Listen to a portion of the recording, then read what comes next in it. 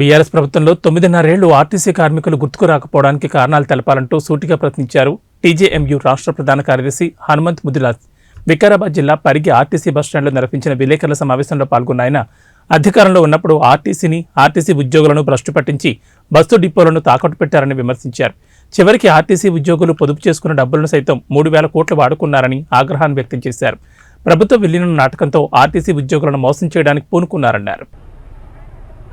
నిన్న అసెంబ్లీలో హరీష్ రావు మాట్లాడుతూ ఆర్టీసీ సమస్యల గురించి, ప్రభుత్వంలో విలీనం గురించి మరి యొక్క కాంగ్రెస్ ప్రభుత్వం చేయాలని అసెంబ్లీలో మాట్లాడడం చూస్తూ ఉంటే, గత 9.5 సంవత్సరాల నుంచి అధికారంలో ఉన్నటువంటి టీఆర్ఎస్ పార్టీ ఒక్కరోజు కూడా ఆర్టీసీ సమస్యల గురించి కానీ, ఆర్టీసీ ఉద్యోగుల గురించి కానీ ఎప్పుడు కూడా మాట్లాడలేదు. దాని గురించి ప్రయత్నం చేయలేదు పరిష్కరించడానికి.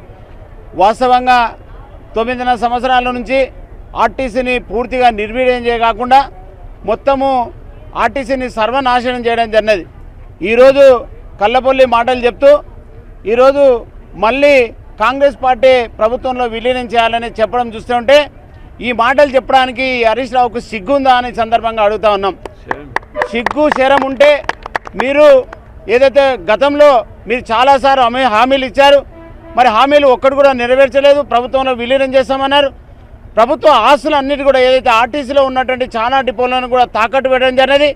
అదే కాకుండా ఆర్టీసీలో ఉన్నటువంటి ఉద్యోగులు ఎవరైతే ఉన్నారో ఇప్పటికి కూడా అనేక ఇబ్బందులు గురవుతూ ఉన్నారు. ఆ యొక్క సమస్యలు కూడా పరిష్కరించలేదు. అదే కాకుండా ఆర్టీసీ ఉద్యోగులు ఏదైతే పొదుపు చేసుకున్న డబ్బులు కూడా సుమారు 3,000 కోట్ల రూపాయలు కూడా వాడుకున్నది. ఇటువంటి టీఆర్ఎస్ ప్రభుత్వం ఓడానికి శాయశక్తుల ఆర్టీసీ సిబ్బంది ఉద్యోగులందరూ కూడా ప్రయత్నం చేయడం జరిగినది. ఈరోజు హరీష్ రావునే కాకుండా కేసీఆర్ కూడా చాలాసార్లు అడగడం జరిగినది.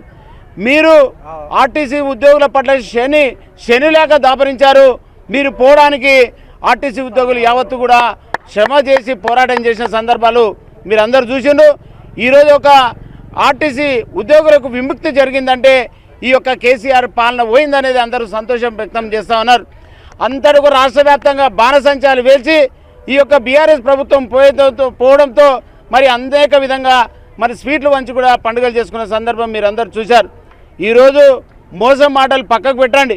ఏదైతే మీరు నిజంగా కూడా అధికారంలో ఉన్నకు చేయకుండా ఈరోజు కావాలని మళ్ళీ ఏదైతే కాంగ్రెస్ పార్టీని మరి ఏదైతే కావాలని ఒక కుట్రపూరితంగా మళ్ళీ వాళ్ళ మీద నెట్టే ప్రయత్నం చేస్తూ ఉన్నారు.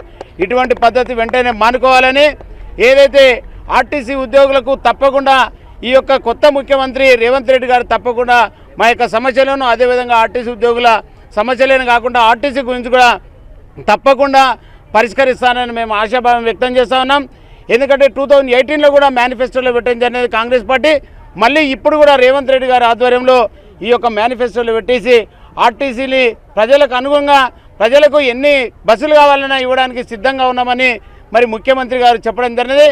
అదేవిధంగా రవాణా శాఖ మంత్రి కూడా పొన్నం ప్రభాకర్ గారు కూడా ఏదైతే ఆర్టీసీ ఉద్యోగుల సమస్యలు, అదేవిధంగా ఆర్టీసీ గురించి తప్పకుండా వెంటనే కొన్ని సమీక్ష చేస్తూ ఉన్నాం, త్వరలోనే అన్నీ కూడా పరిష్కరిస్తామని చెప్పి మాకు చెప్పడం జరిగినది. వారిపైన మాకు పూర్తి విశ్వాసం ఉన్నది. ఈరోజు మోసం మాటలు చేసి ఆర్టీసీ ఉద్యోగులతోటి ఓట్లు వేయించుకోవాలని ఏదైతే కుట్ర పన్నినటువంటివి ఏదైతే గ్రహించిన ఆర్టీసీ ఉద్యోగులు మిమ్మల్ని చీకొట్టడం జరిగినది. మరొకసారి మీరు ఆర్టీసీల గురించి